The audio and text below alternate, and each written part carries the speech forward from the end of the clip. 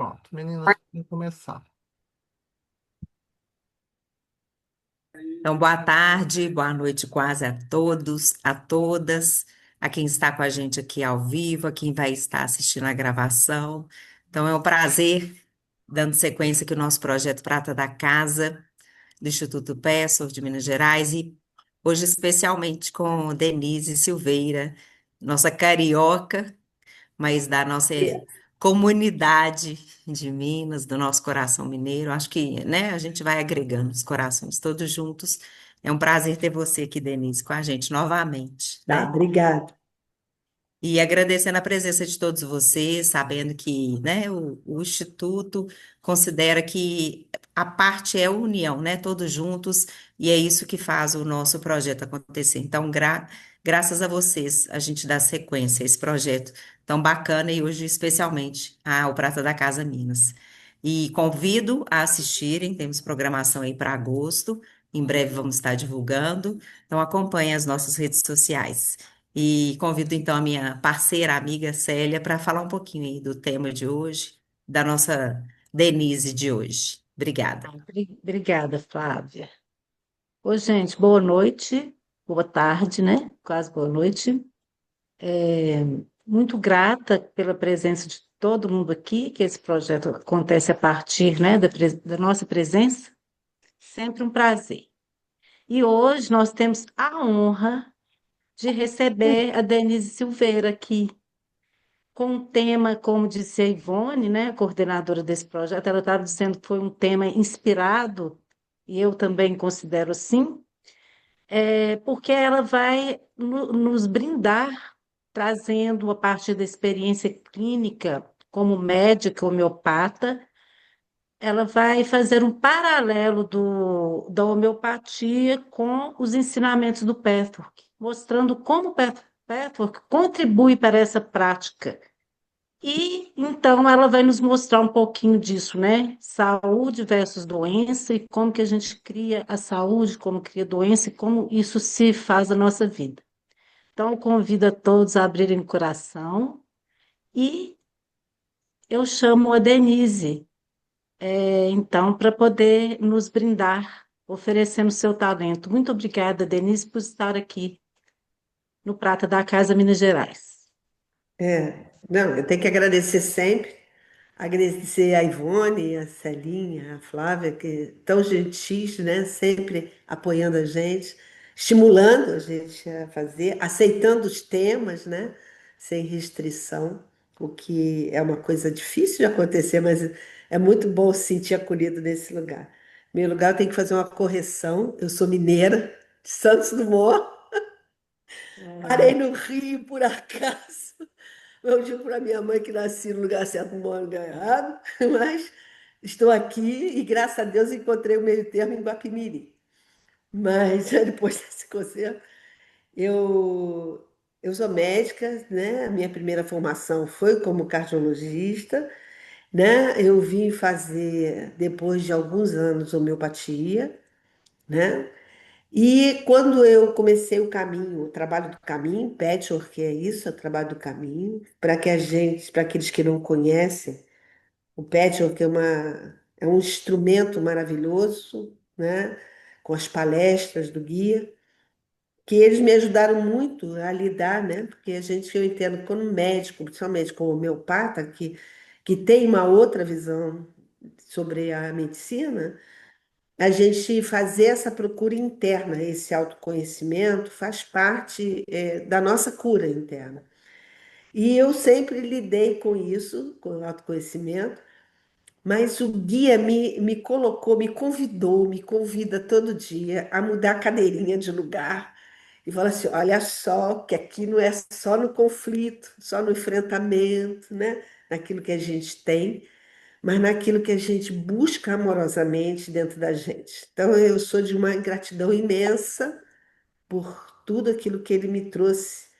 E durante um tempo na minha vida, lá na formação de facilitador, eu hoje estou chegando ao final do Helper, graças a Deus, em Minas, me formei em facilitador no Rio.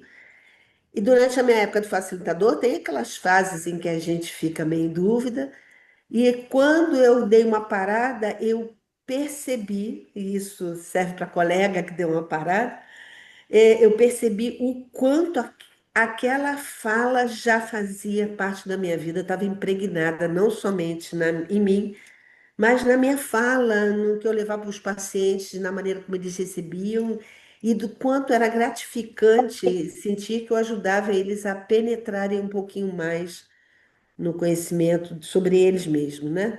Sem querer dar ensinamentos a eles, mas sabendo que eu conseguia fazer brotar deles alguma coisa. Isso era, para mim, foi uma experiência maravilhosa. E aí eu tive a partir da live do colega falando, que eu digo que vocês têm que assistir, né? Que foi falando sobre codependência. Eu falei assim, por que que não, né? Falar sobre a minha experiência também, né? A gente fica num lugar muito da racionalidade e a experiência acaba não fluindo. Então, esse é um trabalho que eu vou mostrar para vocês, que foi feito amorosamente, né? Com a minha experiência e com a experiência que eu tenho com os meus pacientes, que alguns deles estão aqui me assistindo. Então, assim, eu queria que a gente pudesse harmonizar. Vamos ouvir uma música, a Celinha vai botar para gente. Vamos botar os nossos pés no chão. Vamos sentir que quando nós colocamos as nossas costas apoiadas, nós sentimos a energia reverberar pelo nosso sistema, pela nossa coluna vertebral.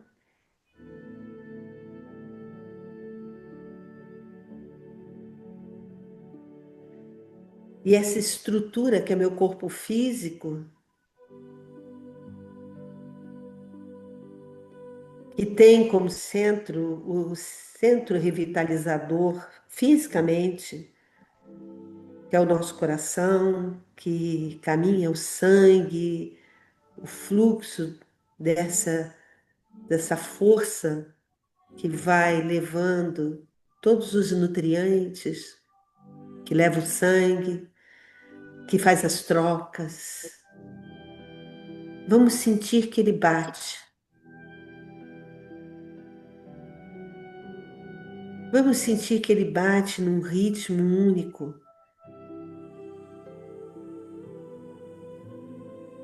E vamos inspirar junto com ele.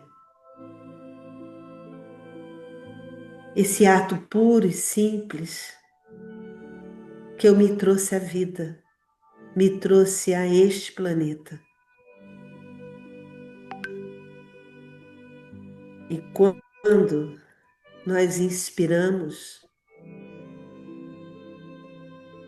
nós sentimos a vibração do nosso sistema circulatório, esse ar entrando e saindo. Nós percebemos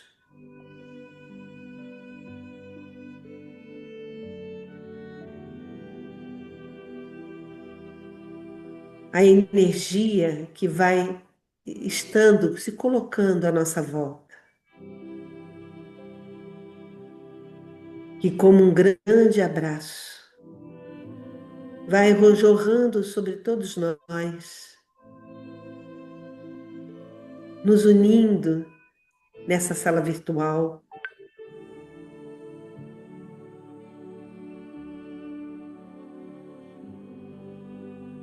Com toda a vibração e luz que todos esses seres amorosos que trabalham incessantemente,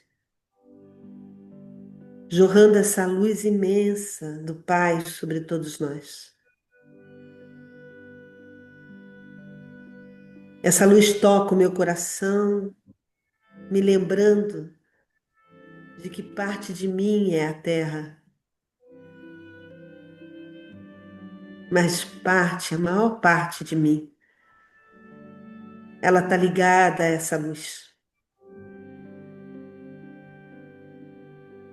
E meu coração se enche dela.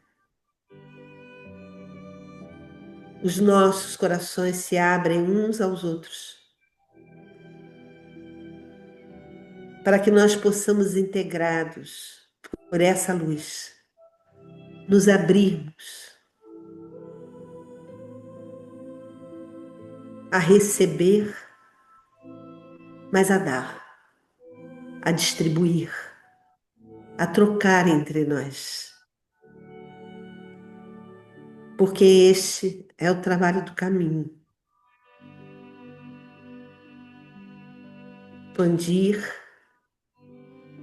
a troca e o amor entre os seres. Vamos inspirando,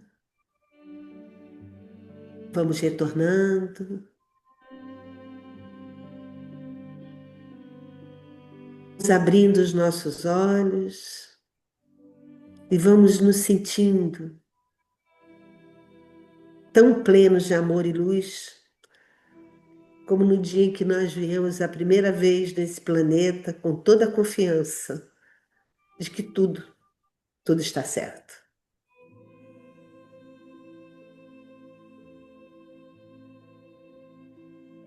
Vamos respirando, vamos chegando. Eu agradeço muito a vocês a presença, aqueles que eu conheço, aqueles que eu não conheço, e eu espero que a gente possa trocar, que é isso que é o importante para mim. Vamos lá, meninas.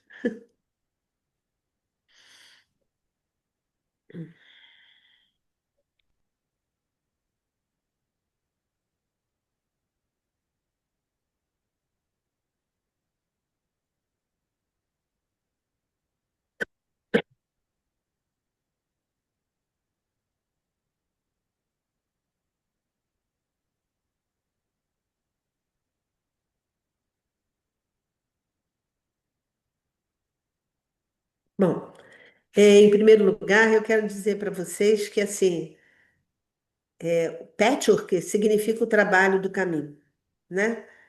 Ele foi trazido por Eva Pierracos, e Eva era um instrumento desses seres luminosos que nos trazem seu conhecimento, no sentido de fazer esse trabalho de ajudar, ajustar a forma como a gente olha a nossa vida. Eu vejo muito assim.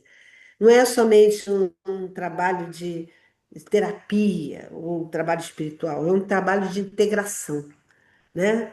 É tão integrado que você funciona, ele leva ao funcionamento como ser integral. Por isso é que ele busca, né, em nós, apesar de não usar esse termo, mas a nossa saúde, o nosso equilíbrio integral. Então, ela, como um médium, né, desse instrumento divino, ela nos trouxe não somente esse trabalho, mas ela foi trabalhada há muito tempo nele. Então, não é simplesmente um instrumento, é um instrumento integrado àquilo que ela fala. E é isso que eu me sinto hoje, eu me sinto cada vez mais integrada. Por isso é que eu resolvi trazer a minha experiência na integração com tudo aquilo que ele vai me ensinando. E é assim, impressionante, porque conforme eu fui vendo, eu falei assim, deve ter coisas que devem ter uma consonância. Eu descobri muito mais e cada vez mais me assombra como é que ele fala ter a palavra certa, o momento certo, no lugar certo. Bom, eu falei para vocês que eu me formei como médica, me tornei cardiologista, foi a minha primeira experiência, mas eu adentrei o nível da homeopatia por causa justamente dessa visão, né? Que é a visão da energia vital, né? O vitalismo, que é uma das bases da homeopatia, é uma doutrina que vem muito antes de Hahnemann, né? Ela já estava lá em Hipócrates, falando sobre a Victime Medicatrix, né? Ele afirmava, Paracelso, ele afirmava que existia, como está ali, que não era, que era muito difícil a gente entender, que só através das leis físicas e químicas a gente explicar o corpo, né? Como explicar o nosso metabolismo? Como explicar essa mente que anseia? Como explicar as emoções e tudo aquilo que advém dos desequilíbrios dela, da presença delas? Como explicar a presença desse ser pensante que sou eu, Denise, nesse corpo, né? E a atuação sobre ele, né? Então, a gente vai vendo, passa mais um pouquinho, Celinha, que no órgão, o conceito de força vital para Hahnemann, né, que está descrito na Bíblia da homeopatia, que é o órgão, é uma força vital instintiva e irracional, que é análoga a essa visão daquilo que cura naturalmente, que chama vis medicatrix, né? Natural, natura e medicatrix do Hipócrates, né? Que é um composto, né? Que é de natureza distinta do espírito inteligente. Existe alguma energia que movimenta em mim e que você não conseguia, que eles não conseguiam dinamizar. Hoje, a ciência já abrange, né? A medicina, principalmente, começa a adentrar por englobar o espiritual, né? Há 2 meses atrás, fundou-se, graças a Deus, no CREMES, e já tinha em São Paulo, a Associação Médica Espírita, dentro do Conselho Regional de Medicina, estudando a influência das vibrações espirituais no corpo físico, nas doenças e na saúde. Por favor, Celinha. Então, isso me fez começar a procurar. E aí o guia nos diz assim: quando se diz que Deus criou seus filhos à sua imagem, isso significa que todos os aspectos divinos reaparecem em menor grau em todos esses seres criados. A melhor descrição dessa substância que Deus tem no grau máximo, que Cristo tinha em grau menor e que está em todas as outras criaturas, é que seja uma substância fluida da matéria mais radiante que se possa imaginar e que o guia chama de força vital. Que é chamado de prana, chamado de ti, é energia vital, mas que tem esse conceito. Aí lá no Hahnemann, no órgão, a gente vai ver a definição dele. A força vital, ou aquele poder espiritual que anima o corpo material, é a força motriz da vida. Quando essa força está em perfeita harmonia, a saúde existe. Quando perturbada, surge a doença. Então, você diz que já começa aí a identificação, né? Entre a homeopatia e o conceito do guia, né? Não poderia haver, porque se a fonte é única, nós vamos encontrar muita reverberação entre as duas. A força vital divina, em sua origem, que é essa força vital que a gente está falando, ela se distribui. E esses fluidos se tornam um fluxo, um princípio, uma corrente divina criou e cria o universo com todas as suas leis e os seres criados. Esse princípio, ele é capaz de tomar decisões e determinações, e aí a gente vai ver aquilo que a gente chama de princípio divino masculino, e é um estado de ser de lento crescimento, formação orgânica, que é o princípio feminino. Por que ele diz isso, né? A partir do momento que você tem o processo da criação, e isso na cosmologia eles explicam através do Big Bang ou de outras teorias, tudo a partir dele se forma. É preciso que tenha esse núcleo de crescimento dessa energia, né? Isso significa que o conjunto de todos esses aspectos reaparece em menor grau em toda a criação. Então, toda a criação tem seu aspecto feminino e masculino. Isso, várias filosofias do Oriente, como o taoísmo, eles vão falando isso para a gente, né? Uma em relação à outra, né? Elas não vivem uma com a outra. Não existe só um aspecto de decisão ou só afeto de formação. Elas vivem uma em relação à outra. Portanto, todas as criaturas, na forma mais elevada, ou seja, elevada de desenvolvimento, significa que têm mais consciência, que sabem disso, né? Que têm consciência disso, que utilizam disso, podem dissolver essa substância, esses fluidos, para que a personalidade compacta, ou seja, nós, eu, Denise, Eliane, Glória, Ivone, possamos agir e transformar essa corrente que vem através da gente sem aniquilar a individualidade, sem deixar de existir e criar tudo.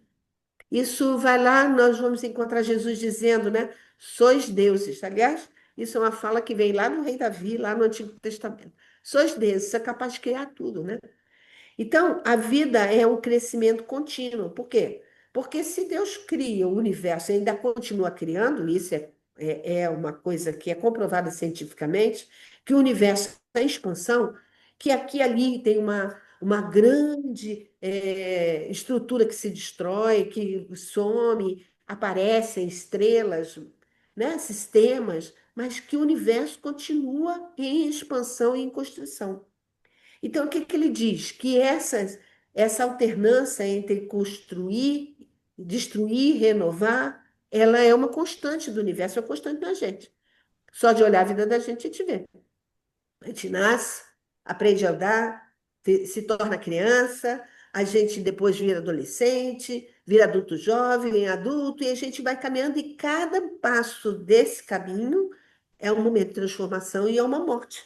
Porque a gente deixa de ser de um jeito para ser de um jeito novo. Então, o guia diz que não pode haver vida a menos que ela tenha passado por alguma forma de morte. Né? Então, por quê? Porque a gente precisa construir a partir de algo, mas deixar algo para trás, né? Por favor, Cé. Então, nós viemos desse mundo de amor. Nós viemos com essa energia que eu encontrei essa imagem que eu acho que representa bem, que essa energia é intensa. O guia fala para gente, né?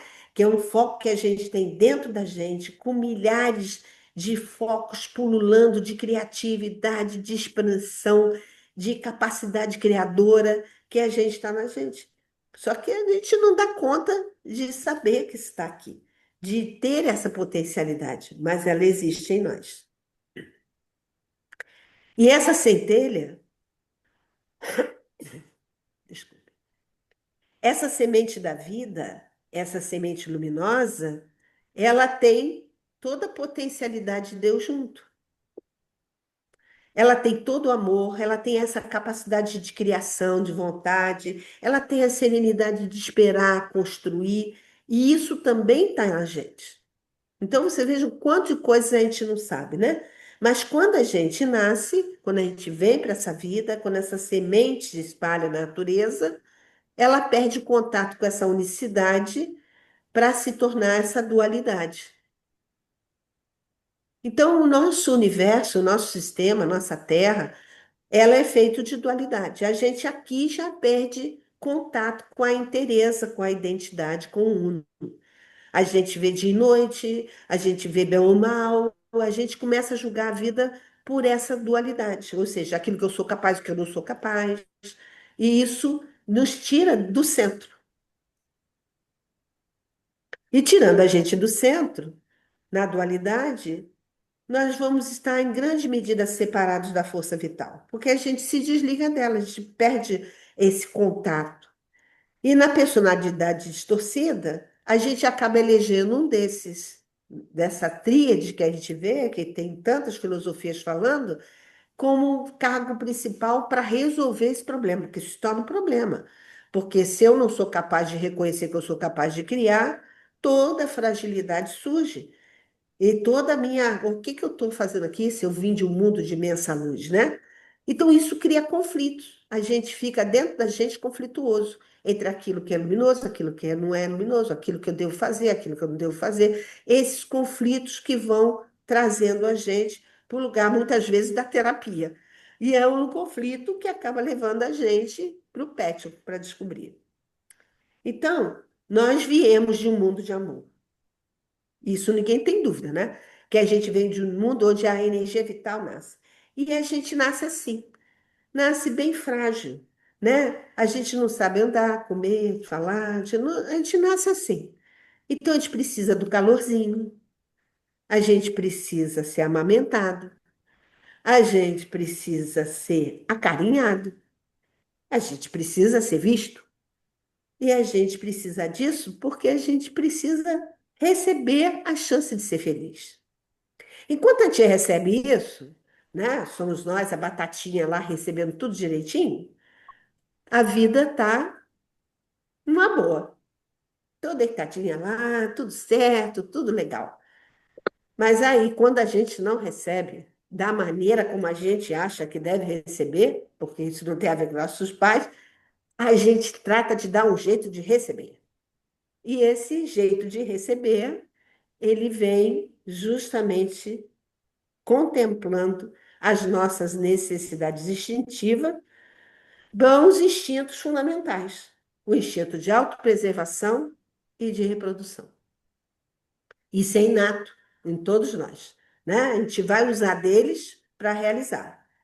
Então, o instinto de autopreservação ou de sobrevivência é um instinto que está desde as primeiras células, dos primeiros órgãos montados no nosso corpo. Ele não é algo só que a gente pensa, né? A gente acha que a gente toma decisões e a gente está usando a autopreservação, né? A criança, o bebê, dentro do meu corpo, já existe esse instinto de autopreservação. Ele objetiva conquistar, manter, preservar, melhorar a vida. Então, assim, como exemplo, eu vou dizer para vocês, eu como cardiologista, né, eu detecto muito comum hipertensão arterial. Ninguém começa a ficar com pressão de 20. Eu estava falando com a Celinha agora mesmo, que o pessoal só procura as urgências, o médico, quando está com 20 de pressão, está com dor de cabeça, dor no peito, aí sai correndo, que é o instinto de preservação, mas é um lugar de preservação que vem depois, né? É para salvar.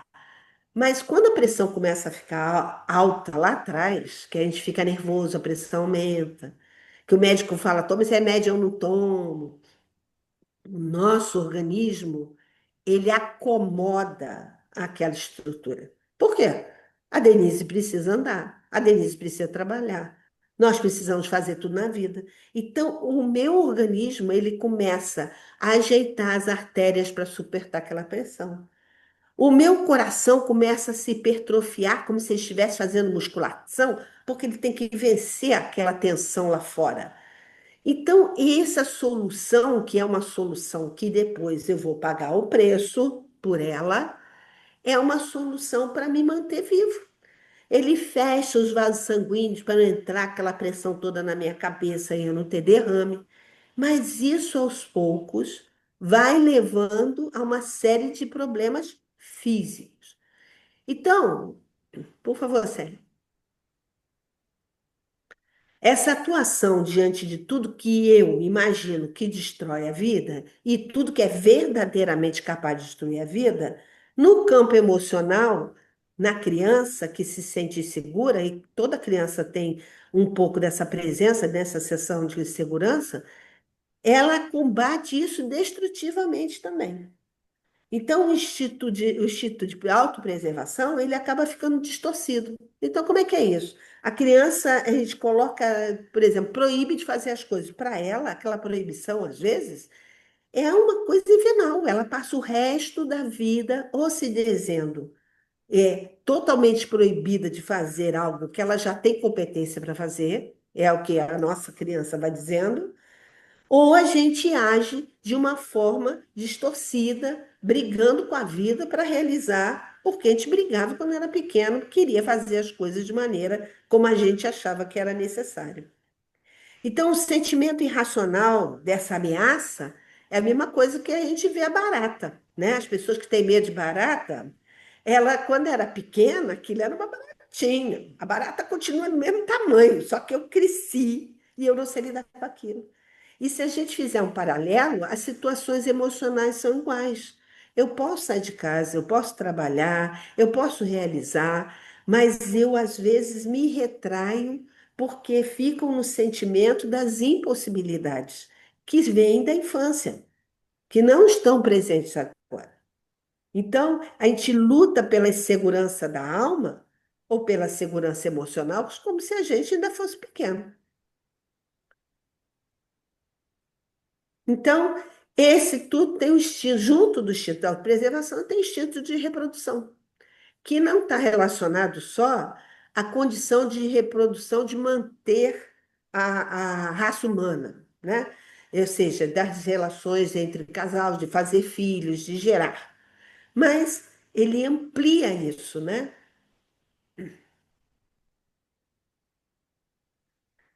todas as formas de criatividade que se aplicam em vários níveis do nosso ser.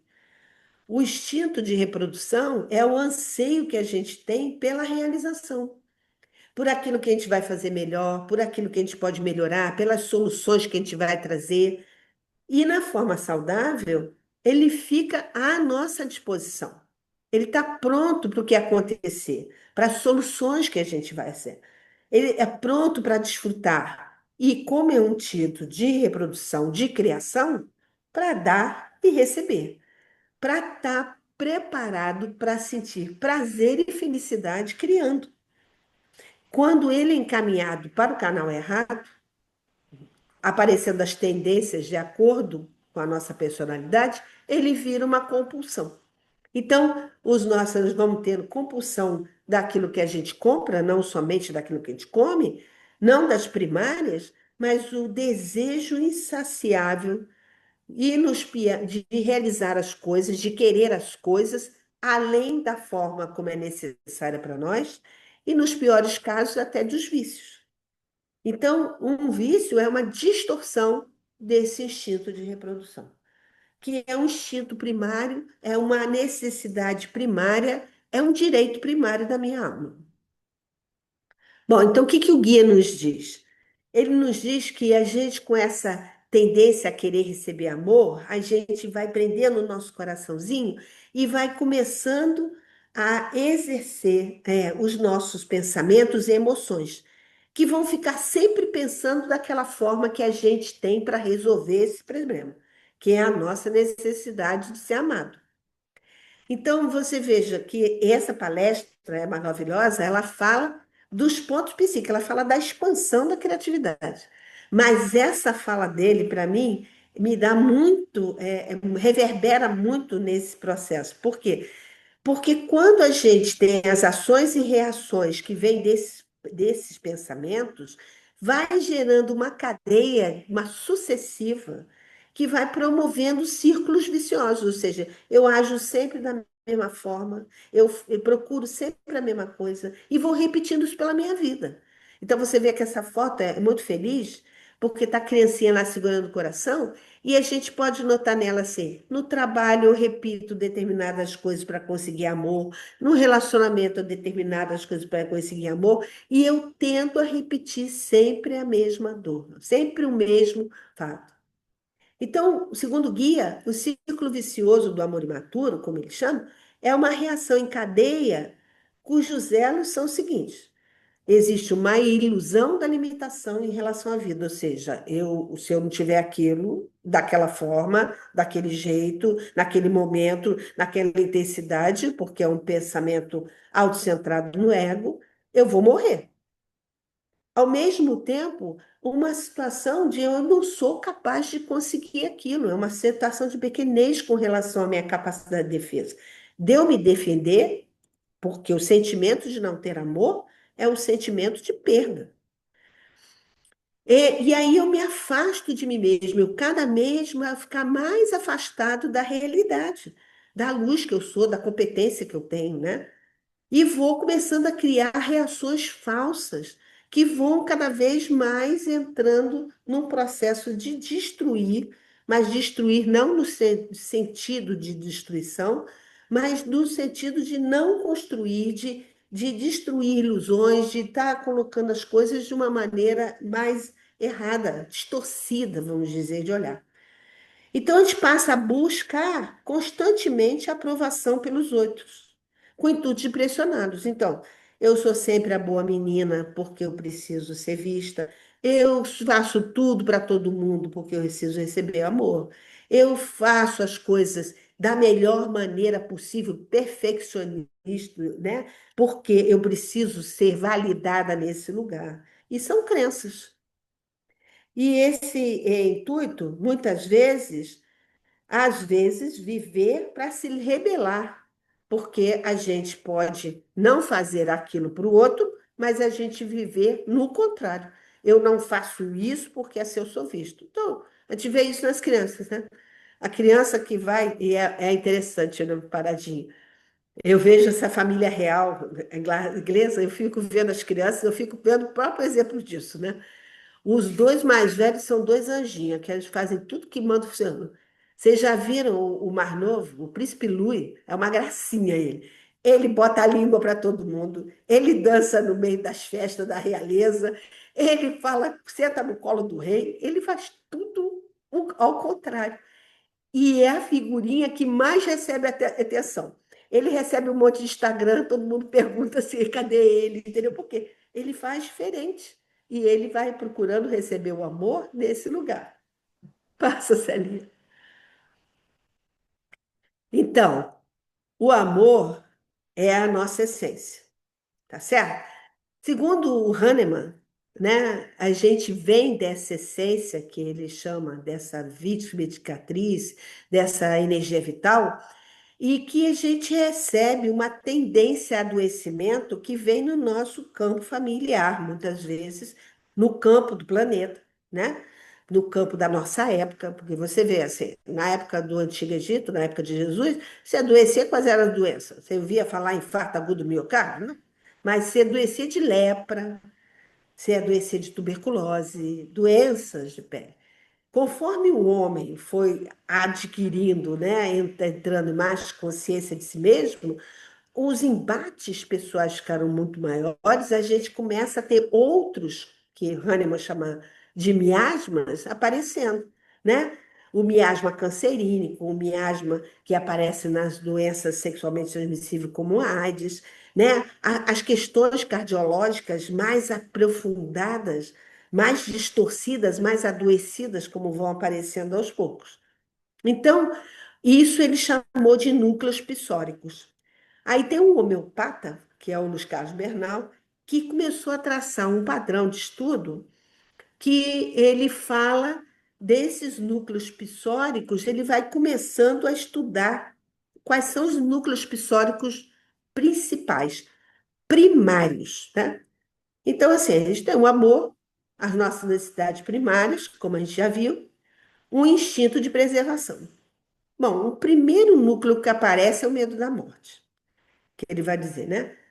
Nós temos, todos nós, em alguma instância, medo de morrer. Até porque se a gente lembrar como é que o bebezinho nasce, se a gente não comer, morre. Se a gente não tiver carne, morre. Se a gente for aquecido demais pela mãe, morre de insolação. Se for aquecido menos, morre de frio. A gente está em todas as situações. Amor para a gente, ser 100% amado, é não morrer. Se não tiver amor, da maneira como a gente acha, a gente morre. Por favor, Celene. Do medo da morte vem o medo ao dano. O Bernal vai falando, né? O medo ao dano é a sensação de perda ou daquilo que causa mal. Então, por exemplo, eu vou fazer um exame de sangue, eu já começo a pensar que o exame de sangue vai dar uma coisa ruim. Vocês já ouviram falar que ninguém vai ao médico porque o médico inventa? É por aí. Não, se eu for ao médico, o médico vai descobrir alguma coisa que eu tenho, entendeu? Esse é o medo ao dano, distorcido, né? Não é de preservação da vida, mas é do lugar que eu fico aqui. Se eu ficar aqui e não olhar para isso, não existe, que não é verdadeiro, né? Vamos ali. E ele diz para a gente que o terceiro grande núcleo psórico de adoecimento, que vem do medo da morte e do medo ao dano, é a sensação de abandono. Então, se eu vim de um mundo de amor e estou aqui sofrendo, exposta a morrer e exposta ao dano, inconscientemente, eu tenho a sensação de estar vivendo sozinho, estar desprotegido. E esse medo ao dano, se eu estou vivendo aqui, foi deixado de um mundo maravilhoso, de paz, onde todo mundo me dava tudo, eu recebia tudo, e estou vivendo abandonado, é porque eu fiz alguma coisa de errado. Então, esse lugar fala da culpa fundamental, da ansiedade de consciência. Todo mundo tem. Então, ele fala que a gente, todo mundo, de uma forma ou de outra, tem esse lugar e tem o lugar da autopunição. Porque se eu fiz alguma coisa de errada, deixa eu tentar resolver, deixa eu resolver, pagar o preço para poder voltar para esse mundo de amor, tá certo? E aí, quando isso aqui é o Bernal que falou lá na Metatina. Aí vamos ver o que o guia diz, né? O guia diz para a gente, na página 158, que a morte, o medo da morte, é um dos maiores, se não o medo fundamental do ser humano. Ó, cria o mundo da dualidade e o mundo da dualidade cria a realidade que diz não ao anseio por completa satisfação. O medo é morrer tão grande que eu digo não para qualquer experiência de prazer. Eu me frustro nessa experiência de prazer. Você imagina isso, né? Olha que lindo o corroborar, né? A explicação que ele vai preenchendo ainda mais essa lacuna de pensamento da gente. O medo da vulnerabilidade é o medo de ficar menos protegido de mágoas, decepções, o que não passa de uma ilusão, porque a gente fica lá e fala assim, não, eu vou ser magoado, vou ser ferido, né? É um medo, a dor aguda que vem da destruição causada pelo mal, ou seja, eu penso assim, ai, vou sofrer um mal, ou causei um mal, então eu estou passando por essa situação. E o medo do abandono é o trauma primário, né? Ele diz que é o trauma ou choque da alma que expressa o ponto específico da dor, de não ser amado, protegido, acalentado. Então vocês vejam como vai encaixando, né? Aí a ansiedade de consciência, a culpa, o guia diz que é a culpa pelo retraimento, pelo desamor e isolamento, porque se eu me sinto abandonado, se eu me sinto frágil, se eu não estou protegido amorosamente na intensidade que eu acho que mereço, gera acontecer alguma coisa. Então, existe uma tendência a não amar naquilo que eu quero receber o amor, da maneira como eu quero amar. Você vê, a gente aqui, a gente no planeta adulto já, a gente espera que o outro nos ame para a gente amar. Ah, se o outro fizer, até Deus, eu preciso rezar para ele, vou rezar 10 Ave Maria, 10 Pai Nosso, fazer isso, se eu receber aquilo, se eu tiver aquilo. Essa é a condicional que a gente vive e que gera esse grande medo e essa culpa, porque a gente não ama o suficiente verdadeiramente. A gente não se libera desse medo, dessa restrição de liberação, porque a gente não recebe amor, que é uma fantasia. Em outras palavras, a culpa por não amar nos impede de reivindicar até a própria liberdade, né? Porque a gente fica atrás de receber esse amor a vida inteira. Faz tudo para receber esse amor do jeito ilusório que a gente acha que vai ter.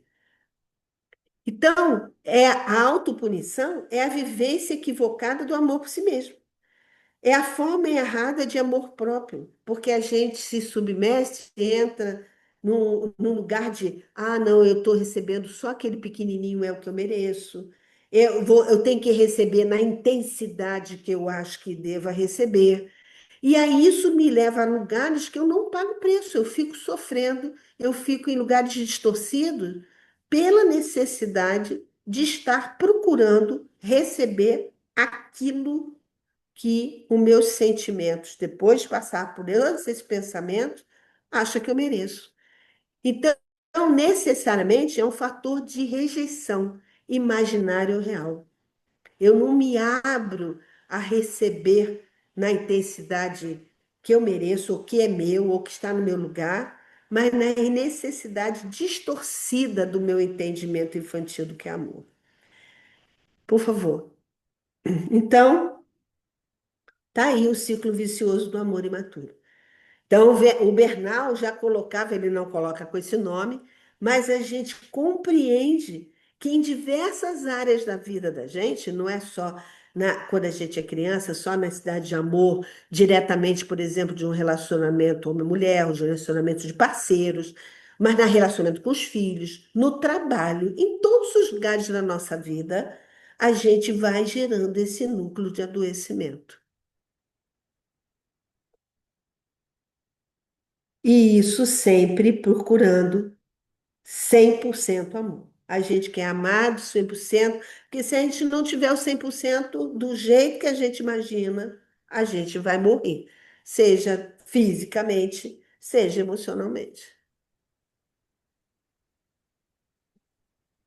Então, a força divina, o poder universal, ele precisa estar penetrando na gente em todos os níveis da nossa personalidade. Tem que penetrar no espiritual, mente, emoção, para manter o equilíbrio. Mas se houver muita intensidade mental, vocês tentem se imaginar uma situação em que vocês tenham passado, em que o pensamento ficou muito fixo. Seja numa doença, seja numa preocupação com o trabalho, seja uma preocupação familiar. A gente fica assim, eu sei paciente que fala assim para mim assim, nossa, mas eu fico muito cansada, ando exausta. Nossa, eu pego toda hora uma gripe. Mas onde é que eu estou bloqueando a entrada da minha energia? Quando você vai ver o pensamento persistente, eu tenho que agir dessa forma, aquela preocupação o tempo todo comigo, que isso impede esse fluxo que vai entrando na minha energia e me restabelecendo a saúde, me permitir, né? Da mesma forma, e talvez seja até mais fácil perceber, as emoções, né? Quando a gente entra naquele fluxo de emoção descontrolada, onde existe o desejo, onde existe a raiva, onde existe a angústia, né? E a gente vai ver nisso síndrome do pânico, né? As pessoas sofrem, elas creem serem capazes de agir em determinada situação. O que que acontece? Taquicardia, ansiedade de respirar, sudorese fria, agitação, não consegue dormir. Isso tudo impede esse fluxo harmonioso que a energia faz e que me ajuda a melhorar. E como eu não consigo perceber onde é o que eu foco, eu entro nesse redemoinho que não me deixa sair. Esse também é um círculo vicioso. E isso acontece fisicamente, né? Hoje em dia, a gente pensa, né, até muito pouco tempo atrás, no início da minha vida que osso faz dor. E hoje em dia a gente vai descobrindo o quanto que a parte muscular, né, que fala dessas cadeias musculares, que dá fluidez, que é o que faz o meu osso caminhar. O quanto os tendões, o quanto as aponeuroses, as fáscias, que são o tecido que entre os músculos, vai deslizando os músculos para dar o movimento, o quanto que isso interfere, está cheio das nossas tensões emocionais. Então, o que a gente mais vê hoje é a gente lá na fisioterapia. Dói joelho, dói quadril, dói as costas, dói isso, dói... Por quê? Ah, porque a gente não senta errado, porque a gente fica no computador, porque a gente fica no celular. Além disso, existe toda uma retenção, um impedimento do fluxo. Você sabe que os chineses falam disso, né? Eles falam que o fígado é a sede da raiva e da frustração, né? Cada órgão tem uma emoção. E ele que cuida do fluxo da energia na gente. Então, quando a gente está sempre tenso, frustrado, irritado com a vida, a gente aciona e faz congestão da energia nos canais de energia. E aí a gente fica todo torto, né? Porque a gente não olha para onde deve olhar para a gente poder desfazer os nós e permitir o fluxo vital correr pela nossa vida. Então, o resultado disso é a doença gradual, a decadência e a morte física. Está lá na palestra 151. Então, o fluxo vital, ele permite, ele vai me deixando sempre com saúde. Claro, chega uma hora que o corpo físico, ele acaba, mas assim, vai ter um momento que essa vida acaba. Mas por que que a gente vai adoecendo, né? Por que que a gente permanece doente, né? Então, o adoecimento físico é uma manifestação externa do eu inferior. Ou seja, o meu corpo adoece porque a minha persona adoece, causada pela violação da alma, que impede de desenvolver seu potencial. Não é causada por eventos exteriores, ou seja, não é aquilo que está lá fora que está me vendo, mas é a interpretação que eu dou àquilo que está lá fora. É a vivência que eu faço em relação àquilo que eu recebo. Então, hoje a gente passa por uma situação que o mundo está vivendo esses conflitos.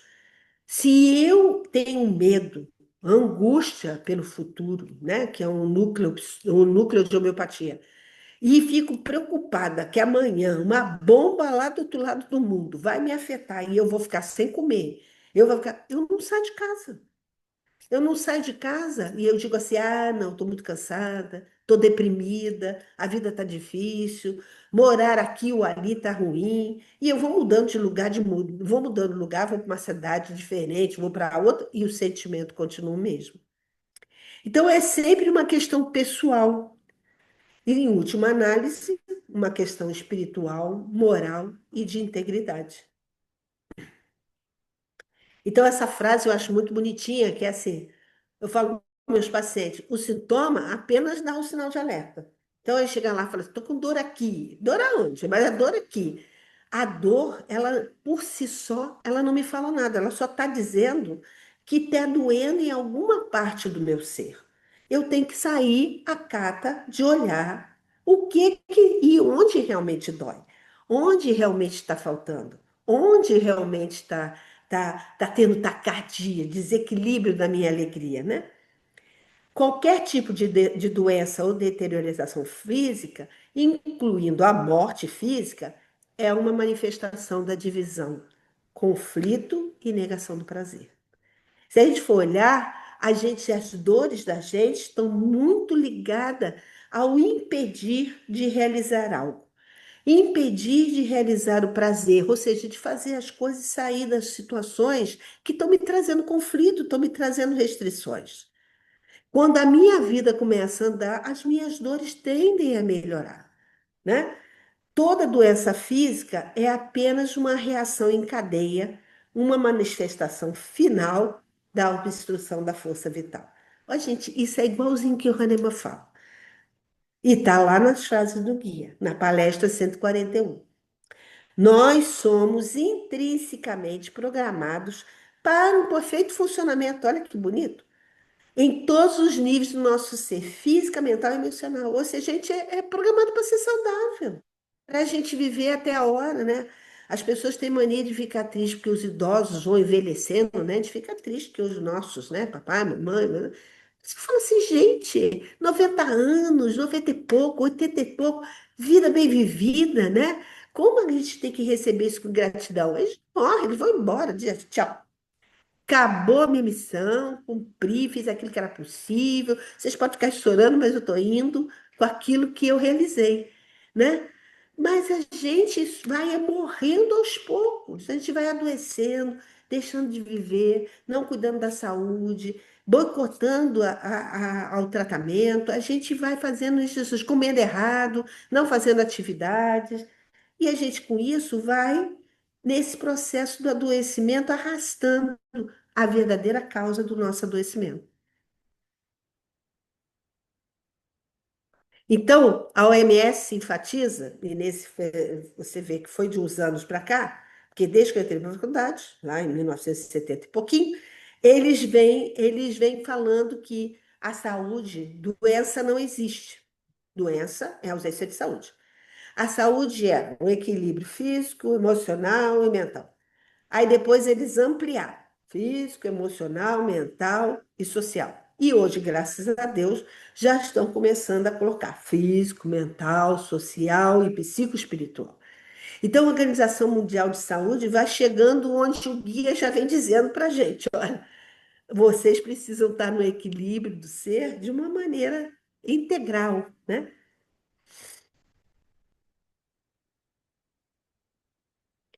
Então, para a gente sair desse lugar, a gente ainda tem que lidar com aquilo que a gente vai criando, porque a gente não vai entrar com o nosso sofrimento pela vida.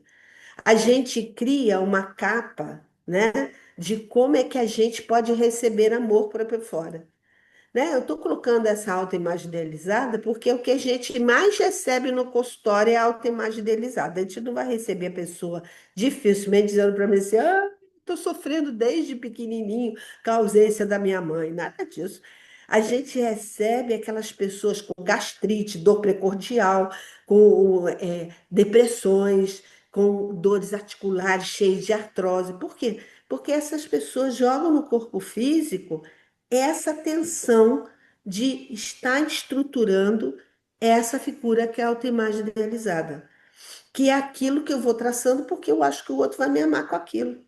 Então, eu sou uma mãe toda poderosa, eu sou uma profissional maravilhosa, eu sou a coisa mais eficiente, faço 300 milhões de coisas ao mesmo tempo, né? E essa necessidade legítima ou não, ela fica escondida ali atrás, e eu fico andando com essa autoimagem. Então, a gente vai ver as pessoas cheias de gastrite, cheias de problemas de síndrome do colo irritável, porque elas não conseguem lidar, sustentar aquele projeto de que ele está levando com ele. Então, a gente cria essa defesa ainda mais contrária à satisfação do que desejamos. Eu tenho que ser perfeita. E lá dentro de mim existe uma criança dizendo assim: olha, eu não dou conta de ser tudo isso. Sem alcançá-la, não suportamos a frustração. E isso é um sinal de maturidade, né? Mas quantos de nós vão recebendo no consultório dos psicólogos, os terapeutas, os médicos, pessoas que chegam com isso, chegam desse jeito, né? Na verdade, toda aquela forma bonitinha de agir, de estar vivendo, é nada, chega no estresse medonho, com síndromes do pânico, desesperados, angustiados, vivendo uma doença e muitas das vezes na reatividade. Eu não admito. Eu tenho uma paciente, que é a minha paciente há muitos anos, e ela tem uma história familiar de doença coronária. O pai dela morreu com 40 e poucos anos com infarto agudo do miocárdio. E quando ela resolveu mudar a vida dela toda. Ela virou Hare Krishna, ela é vegetariana, é professora de yoga, trabalha e tudo mais, né? Tem seu emprego público, trabalha, construiu, tem a família, mas ela mudou pessoalmente um monte de coisas externas, né? Criou uma imagem assim, algo que ela achou que fosse resolver. Quando ela, por volta dos 40 e poucos anos, começou a ficar hipertensa, ela ficou assim, maior ataque, porque ela não conseguia admitir que com tudo de bom que ela fazia, ela estava desenvolvendo uma hipertensão. E eu comecei a dizer para ela assim: fulano, você já conseguiu fazer diferente, mas existem coisas que você ainda tem que olhar, né? Olhar para a solidão, olhar para as coisas familiares, olhar para as suas angústias, né? Não. Aí ela sumiu durante um tempo. Sumiu durante o tempo, quando ela voltou com a hipertensão e voltou com o colesterol alto. Aí ainda foi pior ainda, né?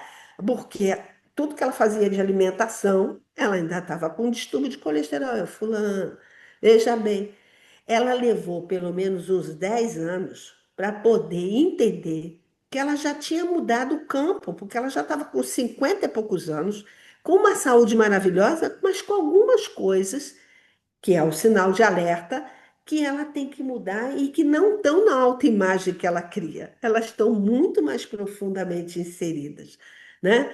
Então, quanto mais saudável a psique, mais a gente é capaz de ter reações primárias originais, ou seja, não suportar a frustração e renunciar ao que desejamos.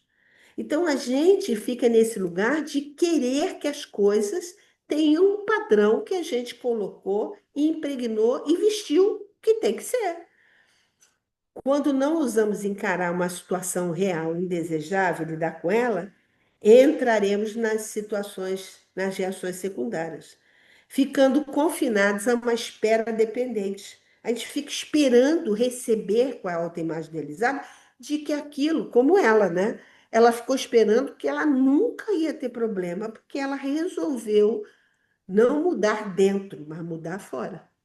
E isso nos adoece cada vez mais.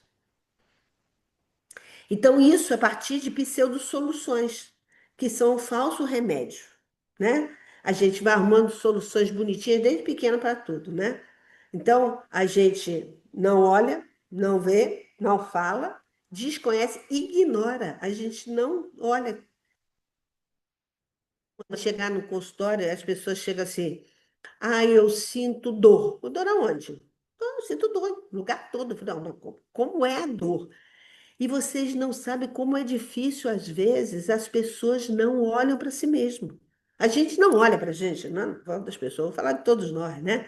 A gente tem dificuldade de aprender, tomar posse das nossas próprias sensações com relação ao corpo físico. A gente que é homeopata tem que ficar ali assim, olha só, eu trabalho com modalidade, cada um tem uma individualidade de adoecimento. Existem 300 remédios homeopáticos para asma, você tem que olhar a sua todo dia um pouquinho mais. Mas vai dizer quem olha. E às vezes você está com o paciente há anos, um dia ele chega e fala assim, ué, mas por que que você não me falou isso antes? Isso aqui tá. Aí ele, não, mas eu não achei que era importante.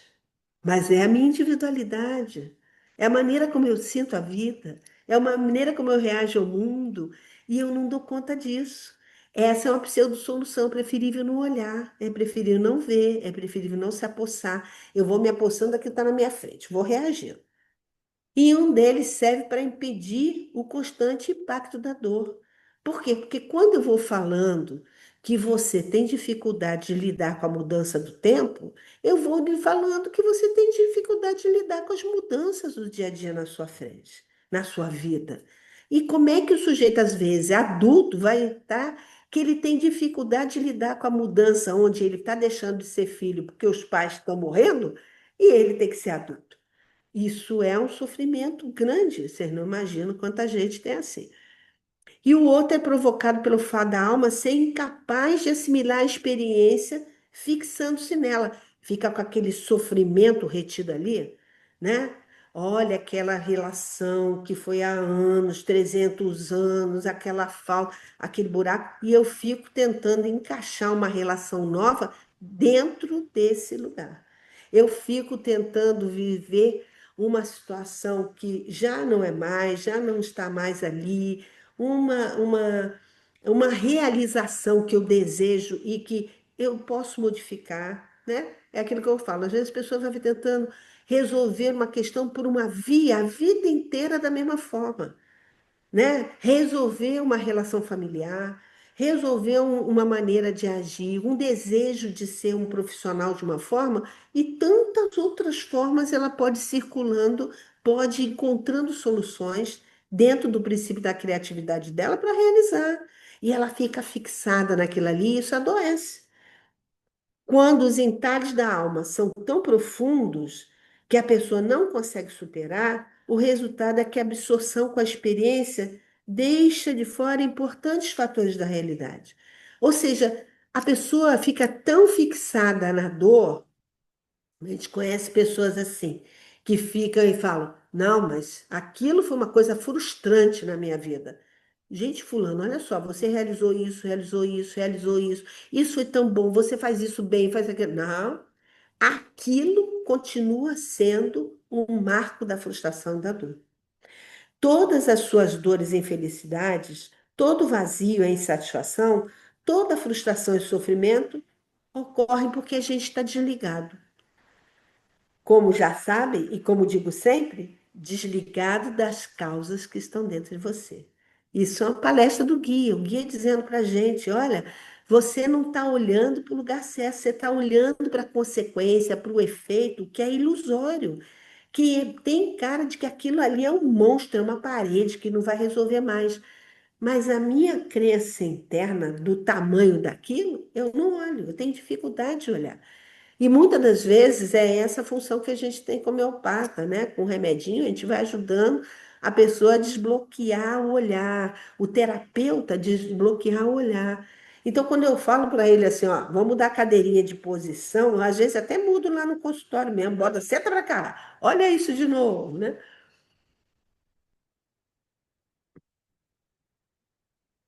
Vamos lá? Então, o sistema físico contém toda a força curativa inerente. Ela está sempre pronta a cooperar. São palavras do guia. Ou seja, quando o homem faz um esforço para entender as leis, corrigir a falha, e falha não significa, gente, culpa, significa falha de entendimento, distorção de entendimento. E confia na força curativa natural, fazendo ao mesmo tempo o melhor que pode, esse poder vital começa a operar. Você vê que faz a diferença de uma pessoa que tem uma doença terminal e consegue mudar o padrão do adoecimento através da compreensão. Entendeu? Vamos lá? Buscar todas as causas no eu, onde realmente estão. Os movimentos de alma em duas direções opostas vai fazer a gente sentir literalmente rompido no meio. Ou seja, aquilo que eu desejo e aquilo que tem dentro de mim que é a verdade. Aquilo que eu não quero olhar e aquilo que está pedindo, através da doença, que eu olhe. Então, isso vai causando uma cisão, uma dificuldade. Quanto mais desesperador tudo parece, tanto mais o eu consciente se esforça. É o que eu falei. O doença, o sinal, o sintoma, só dá o alerta. O meu eu consciente, o meu eu interno, ele está pedindo assim: olha, fulano, acho melhor você olhar para isso. Eu estou cansado de fazer você ter dor no pé. Por que que você não está olhando como é que você está levando o caminho? Entendeu? E ele se agita. E esse movimento tenso trabalha com os movimentos suaves do fluxo universal. Então você imagina assim, a nossa energia, o fluxo, ele é um fluxo suave. Quem é que torna o fluxo turbulento? Você vê assim, se a gente vê comparar um rio que vem naquela suavidade, no movimento que ele tem. A partir do momento que você coloca uma barreira que você vai fazendo interrupções, esse fluxo vai se tornando cada vez mais turbilhonado. Então, é mais ou menos o que a gente faz com a nossa energia vital, né? Ela, a partir disso, vai dando esse movimento. Obrigada, Celina. Vamos lá. Então, saúde é o resultado do processo de genuína aceitação do que se é, permitindo a restituição do contato com a culpa real e sua reparação, a eliminação de defesas desnecessárias e o enfrentamento do eu inferior contribuem para a saúde de todas as dimensões. Do ponto de vista físico, permite a interrupção do lançamento de venenos que contaminam o corpo, o que traz alívio imediato. Do ponto de vista da alma, restitui a flexibilidade adequada para que a gente permita que essa substância altamente impressionável, essa substância da alma seja revitalizada. Pode passar. O problema ocorre O problema ocorre quando nos distanciamos das leis. Ou seja, a gente se distancia do princípio divino, a gente vai adoecendo. Iniciar o processo de distorção ou inversão do pensamento, do conceito ou conceito original, sempre positivo, construtivo, integrador e perfeito. A gente, quando a gente nasce, a gente acha que vai dar tudo certo, gente. A gente acha no nosso coração que a gente vai resolver tudo, tudo vai ficar bem, que a gente vai receber e conseguir resolver tudo. Quando a gente nasce, começa todo o processo dos conceitos baseados em erros. Por favor, Celina. Crenças, que muitas das vezes vêm até na história da nossa família. E isso nos afasta cada vez mais desse conceito original. Então, obrigamos o nosso nível de funcionamento perfeito e a colocar em movimento uma cadeia de distorções sobrepostas que se alimentam mutuamente. É isso que faz a gente adoecer, né? A gente vem com aquele impulso que tudo vai dar certo. Aí a gente começa, medo da morte, eu quero que seja do meu jeito, e a gente vai embolando. O que é considerado doença é, ao mesmo tempo, um remédio. Olha como o guia é maravilhoso. Pois sem essa manifestação dolorosa, a pessoa deixaria de se dar conta de alguma coisa que está faltando. Aí está sentada uma das qualidades benignas da lei espiritual e universal. Ou seja, a gente não reconhece que o movimento de fora, de adoecimento, tudo que a gente passa, tem um objetivo só, que é a gente voltar para esse estado de paz e benignidade do universo. A gente reconhecer isso plenamente, reconhecer a nossa potência permanente. A dor real, ela é pacificadora porque ela assume plena autorresponsabilidade sem outra manipulação. Quando a gente olha e fala assim, o que que realmente está doendo, né?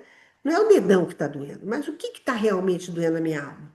Aí eu começo a abrir portas, trazer luz, expor o amo do meu ser, com a resistência, criatividade, profundidade de sentimento e compreensão. Vai surgindo, eu vou começando a compreender, e aí as coisas começam a fluir. Vamos lá, Celinha. Então, a harmonia só pode ser conquistada refazendo-se ponto a ponto cada conceito distorcido. Esse processo nos traz de volta, pouco a pouco, para casa, restabelecendo nossa saúde e nosso estado de relativa graça. Vamos, Celinha? Então, restituir a saúde significa passar pela dor da regeneração. O guia diz que a gente olha a dor, a gente não quer entrar naquela situação de jeito nenhum. Mas muitas das vezes, depois que a gente atravessa, a gente vai descobrir que a dor original era menos dolorosa do que tudo aquilo que a gente criou para esconder a dor da gente. Toda a dor do corpo físico é muito menor. Aceitar o processo de adoecimento e, simultaneamente, procurar as causas na parte desse eu que o criou, encontrando, explorando e não apenas focalizar a extinção dos sintomas, que essa é a diferença, né?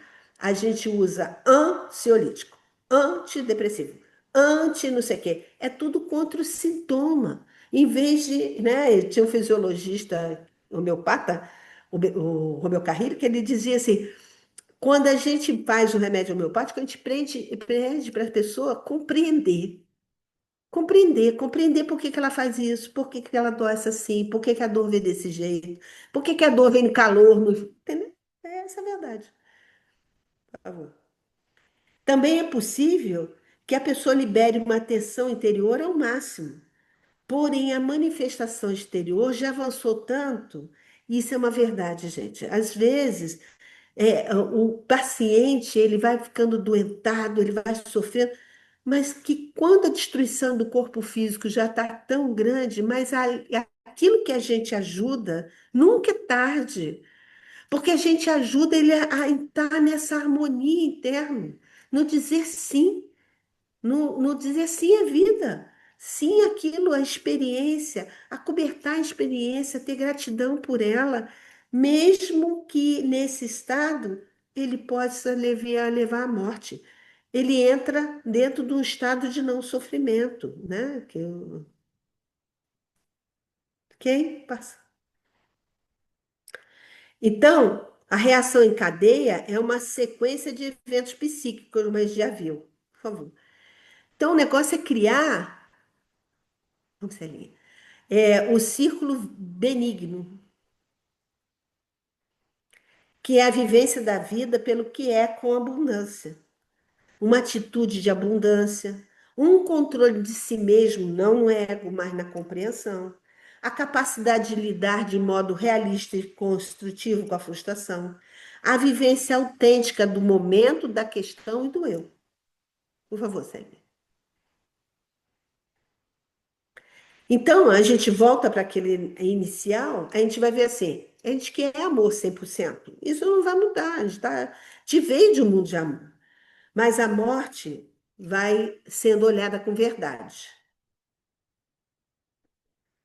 A pessoa que conhece a si mesmo, sua natureza divina, e que, portanto, não bloqueia a mudança, que está alegremente à espera dentro de cada uma das suas células, as físicas e as psíquicas. Vai receber. A gente não vai ter medo ao dano, a gente não vai ter medo da falta, a gente vai ter fé, que é não ter garantia quanto resultado, porque a gente fica querendo que tenha garantia. Doutor, esse remédio vai me salvar. Doutor, isso não vai me tirar dor. Ah, se eu fizer isso, eu não vou ter dor. Não, a gente não precisa dessa garantia. A gente tem fé no universo. A gente tem fé na força vital, a gente tem fé no universo benigno, até para encarar que quando a gente passa situações, às vezes elas são necessárias para o nosso caminho e nossa evolução.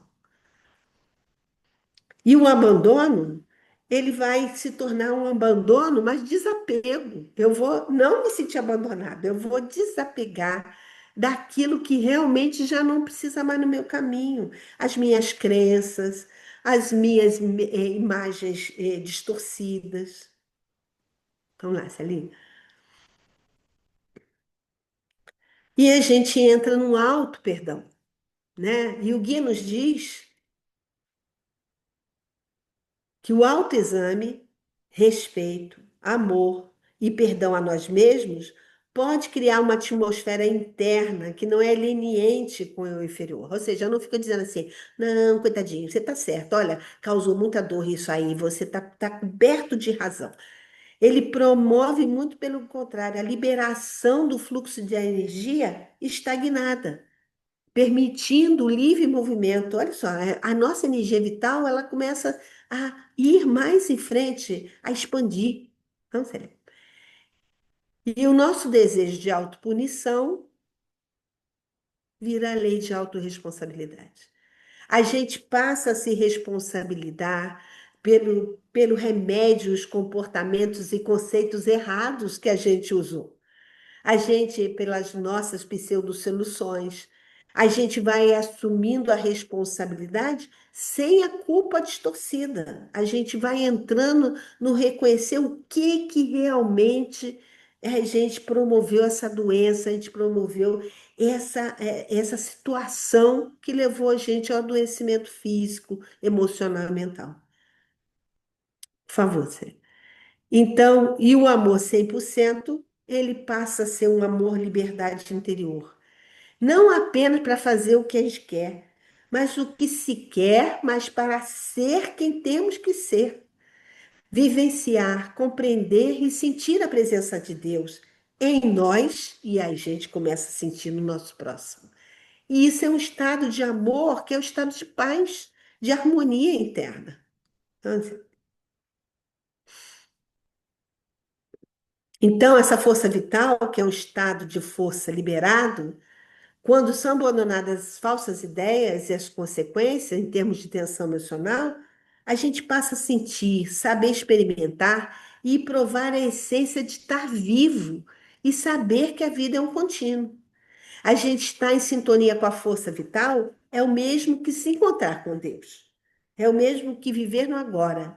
E isso só pode acontecer pondo-se em contato consigo mesmo.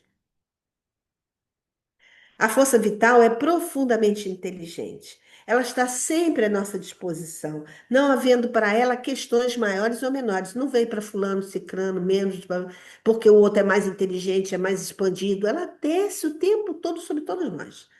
E a beleza da criação é que a realidade é a felicidade. Ou seja, a gente nasceu para ser feliz. E está tão disponível e não envolve luta. E a gente fica nessa reatividade que adoece. Ir contra essa corrente do sim, que é a corrente do sim do universo para a gente, é a tragédia humana. Que a gente vai acreditando em conceitos errados e temendo a verdade, né? A gente teme liberar essa coisa que a gente cria ilusória do nosso ego e deixa de viver na plenitude do nosso ser, né?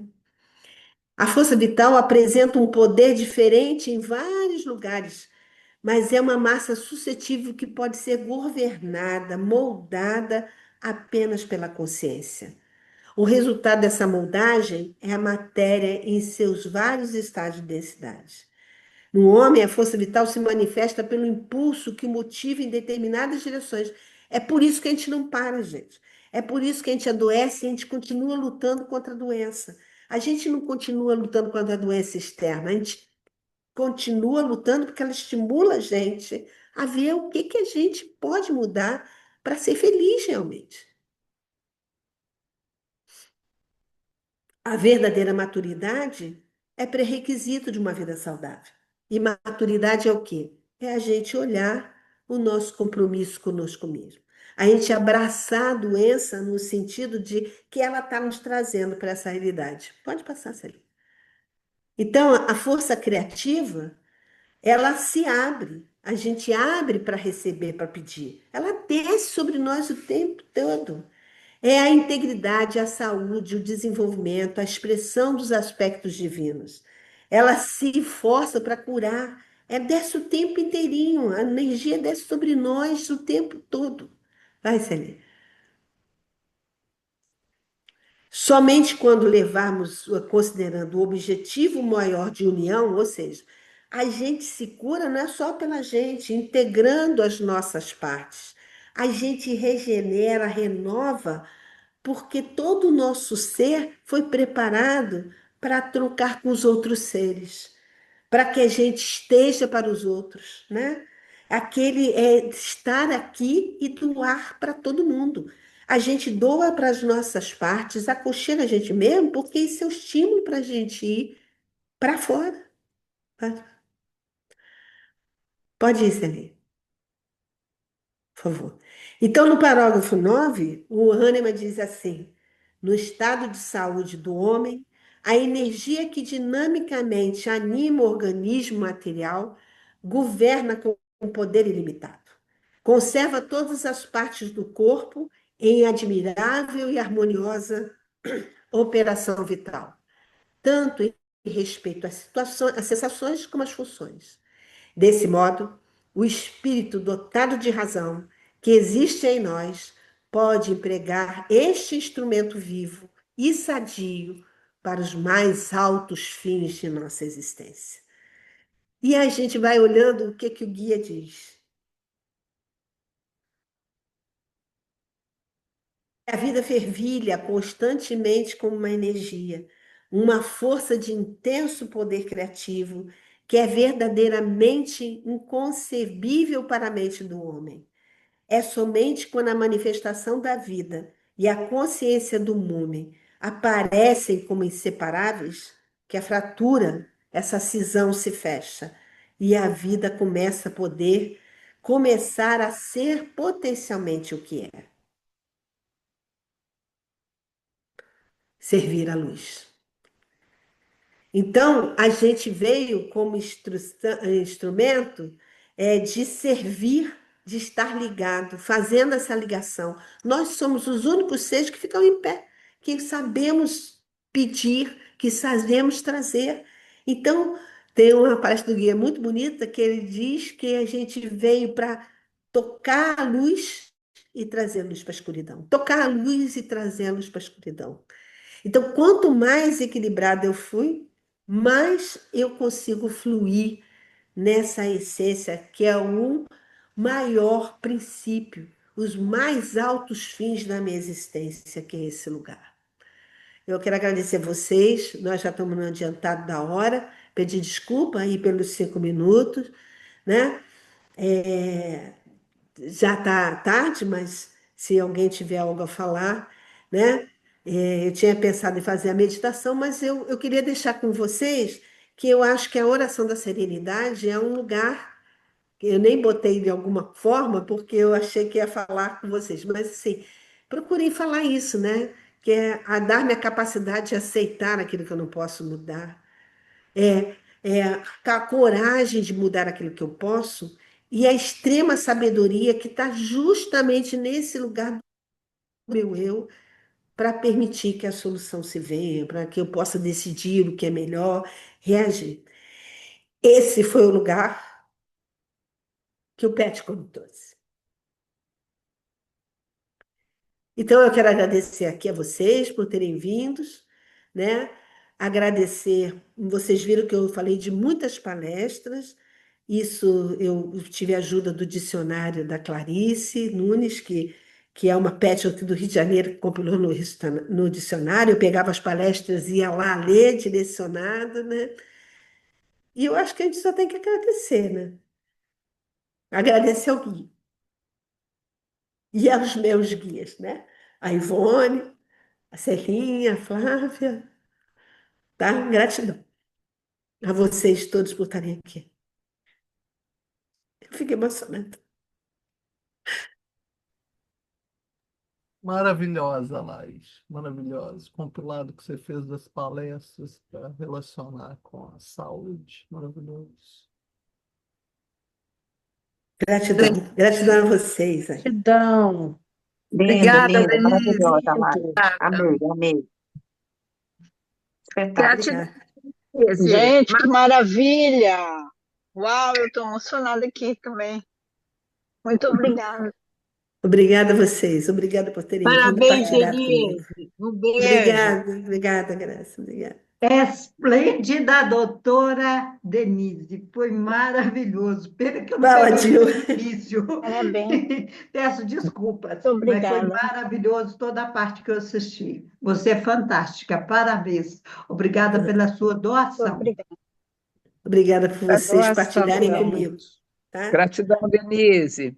Beijo Partilha. grande. Obrigada a Grande beijo no vocês. seu coração, Denise. Tchau, gente. Obrigada Obrigada. a Maravilhosa. vocês. Obrigado a todos Obrigada por por terem isso. Tá? vindo, participar.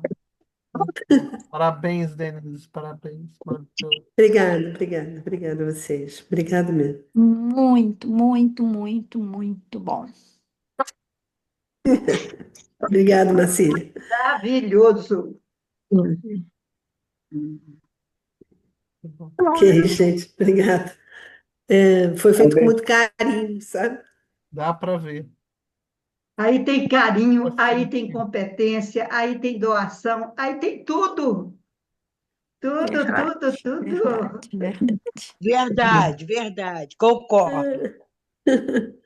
Lindo Ok, demais. gente. Obrigada. Tchau, tchau. Tchau. Tchau, tchau. Um Denise, abraço obrigada, viu? lindo. Obrigada. Lindo. Tchau, tchau. Muito obrigada. Obrigada.